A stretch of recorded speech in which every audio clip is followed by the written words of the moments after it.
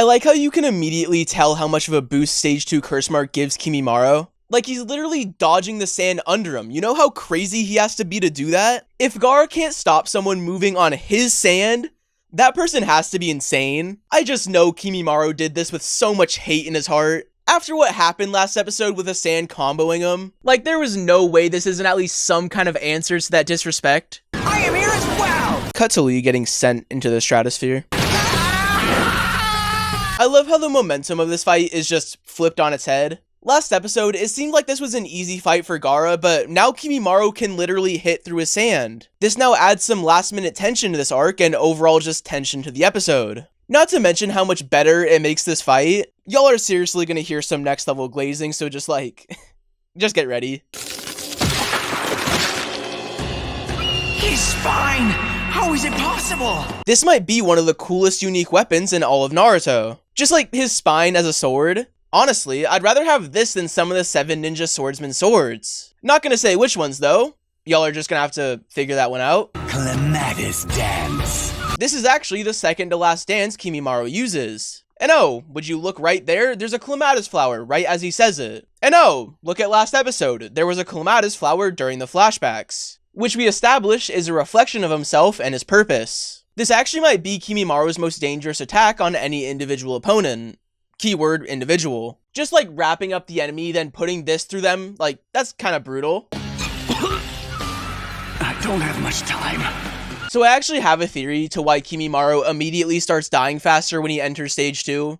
Other than the plot demanding it. We know that the curse mark is kind of like a sage mode, but the evil version, so it'll give the user the insane boost in chakra and strength, which, to me at least, means that this insane boost in chakra and his strength isn't something Kimimaro's immune system can handle, which can kind of be backed up by the fact that chakra points are very close to organs within the human body. And since it's this evil stage mode and evil power boost, it means his body would feel the consequences of using it. Something that doesn't happen with normal sage mode or power boosts. On top of that, since he's sick and has a weaker immune system, it means he's actually feeling the effects of stage 2 in real time, which stacks as the fight went on and led to him dying much faster. Essentially, Kimimaro was like a phone on 10%, and stage 2 was like him turning his brightness all the way up. That's kind of the best way to describe what I'm talking about. Ultimate defense! Shukaku's shield!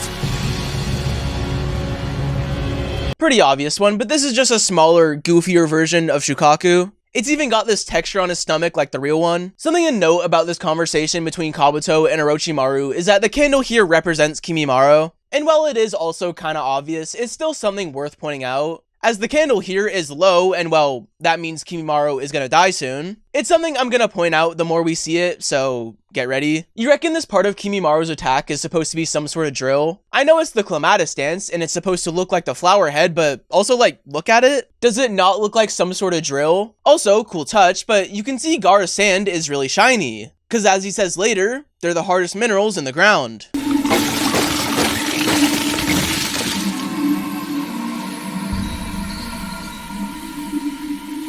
You know how strong Gaara's sand has to be to destroy Kimimaro's fucking drill hand? Lee couldn't even destroy Kimimaro's bone with a kick, and he was in stage 1 for that. This is stage 2 Kimimaro with a more dense bone and more powerful attack. Not to mention, an attack that's seemingly made to pierce through sand. Like, that's an insane feat. And Gaara's just sitting here, like nothing happened. I will still live on.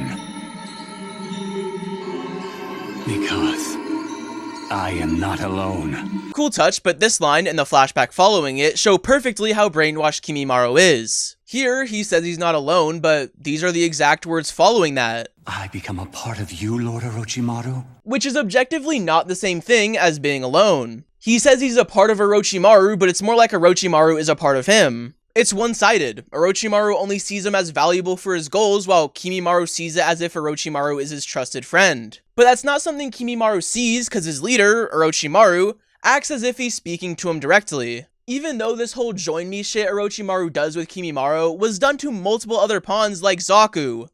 Fucking Zaku! It's not something he does because he values these people as people. They're just numbers for him, and he treats them like that. It's the very practice numerous leaders have used in the past. And maybe, just maybe, they've also been used in real time. And while Kimimaro is very aware that Orochimaru is going to use him as a vessel, it's still very telling he would agree to that, knowing he would die.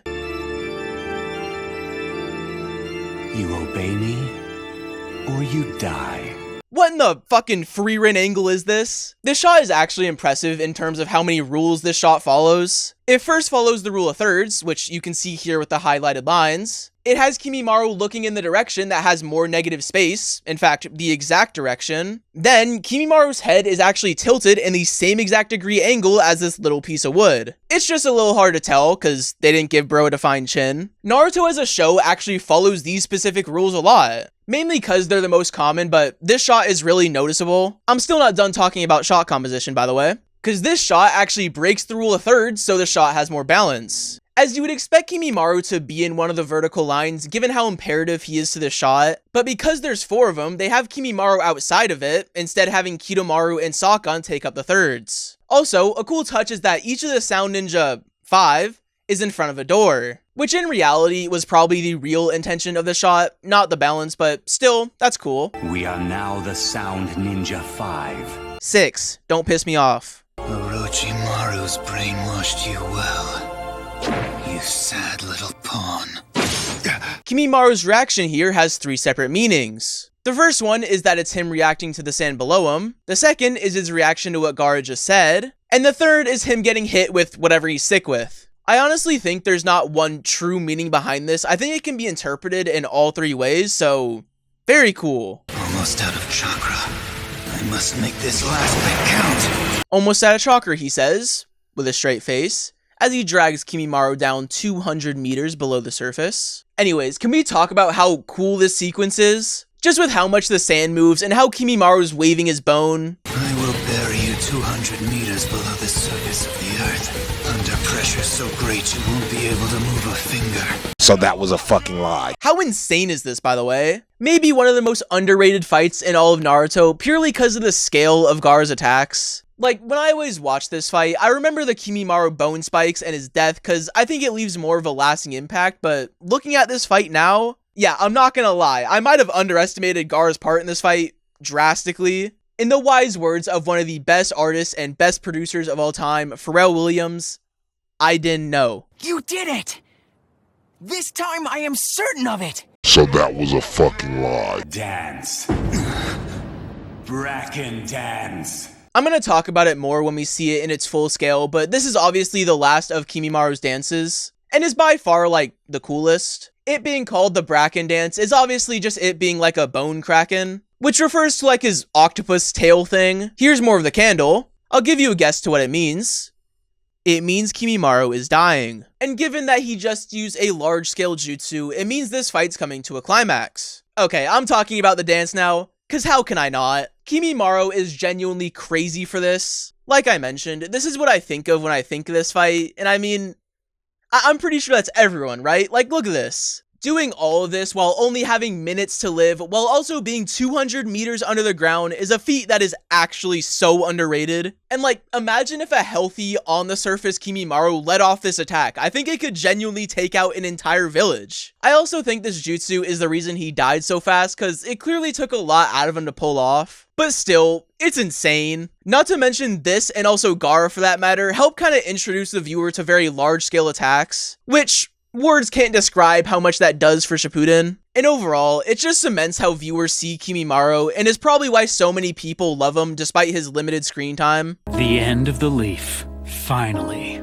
Third Hokage, I'm going to teach you a lesson, old man. A lot of these Kimimaro flashbacks, just like the last episode, are anime only, but also, just like last episode, they only help him as a character. Anyways, with that out the way, why is Kimimaro just staring into our soul? I think it's actually really cool that we see Kimimaro was in the background of the entire Chunin exams and Konoha Crush situation. It makes him feel like a real character that's existed for this entire time, and I think little stuff like that goes a long way. Not to mention, it helps show the progression of him getting sick, while also showing his loyalty to Orochimaru, 2 things that go hand in hand with his death. Anyways, in these flashbacks, there's actually an animation error. We see Orochimaru impale the Kazekage, but right here, there is definitely no stab wound. What is it, boy?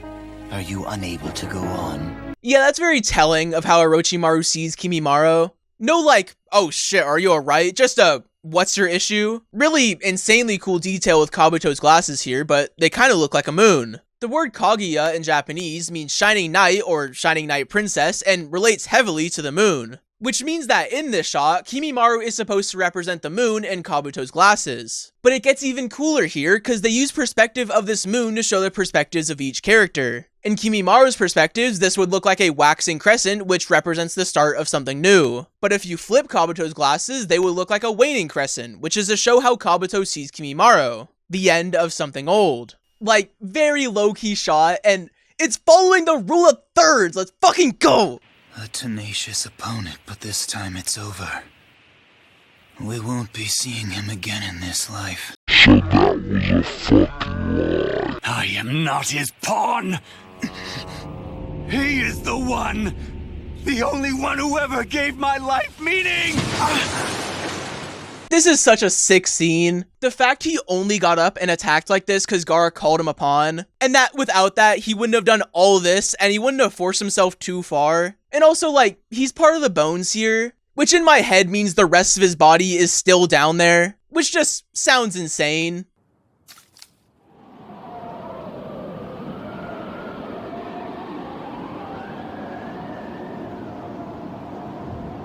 He is dead.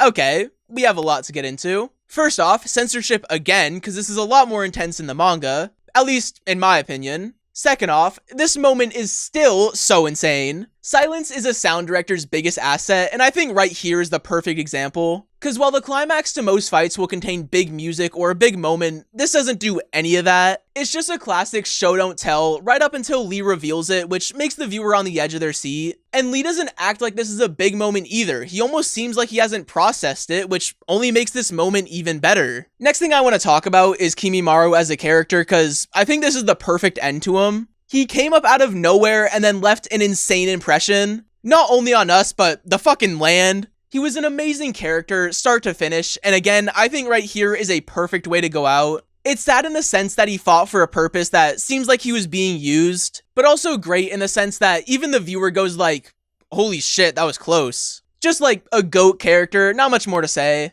Anyways, you reckon like 10 years down the line, someone in the ninja world just stumbled upon these bones and was like, what happened? Because I mean, like, someone had to have seen this. Can it be Kimimaro?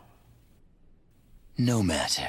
He's of no further use to me. Yeah, okay, dickhead. This is actually some next level disrespect. Kimimaro just fought for this man, and his first response was, fuck him. Like, that alone is some S-tier villain energy. And you know what it feels like? It feels like Gato kicking Haku. Which is just like another comparison between them. The people they technically worked for disrespect them immediately after their death. You have someone in your life whom you honor and revere so much that every hurt inflicted on them is inflicted on you as well. I like how this is a comparison made. Gaara understanding that Lita Guy is like Kimimaro to Orochimaru makes Kimimaro seem a lot less like a villain, so good job. To feel so strongly for someone you would fight for them. Die for them. You and Naruto Uzumaki have that in common. And I like how this is also a comparison made. It not only reminds us that Naruto would be willing to do that for his comrades, but it transitions us into Final Valley. And would you look who's at Final Valley? Someone Naruto would fight and die for? That's kind of cool. Yeah, just like, what a sad shot to end this fight on. Just him dead there alone, that's brutal. Anyways, you wouldn't believe what this episode ends off on. Final Valley.